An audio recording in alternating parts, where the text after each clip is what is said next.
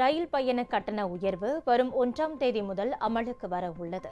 ரயிலில் 2ஆம் வகுப்பில் பயணம் செய்பவராக இருந்தால் 500 கிலோமீட்டர் வரையிலான தொலைவுக்கு டிக்கெட் கட்டண உயர்வு இல்லை.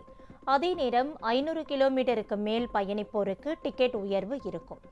ஏசி அல்லாத எக்ஸ்பிரஸ் ரயில்களில் பயணம் செய்பவர்களுக்கு 500 கிலோமீட்டர் தூரத்திற்கும் மேலான பயணத்தில் 1 கிலோமீட்டருக்கு 1 பைசா என்ற விகிதத்தில் கணக்கிட்டு கட்டணம் உயர்த்தப்படுகிறது.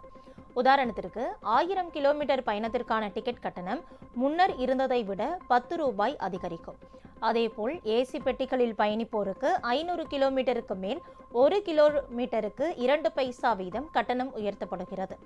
மேலும் மாதாந்திர சீசன் டிக்கெட்டுகளில் கட்டண உயர்வு இருக்காது என தெரிவிக்கப்பட்டுள்ளது. இந்த கட்டண உயர்வு வரும் ஜூலை 1 முதல் அமலுக்கு வரும் என எதிர்பார்க்கப்படுகிறது. சிறிதளவே ரயில் கட்டணம் உயர்த்தப்பட்டு உள்ளதால் பயணியருக்கு பெரிதாக சிரமம் இருக்காது என ரயில்வே அதிகாரிகள் தெரிவித்தனர்.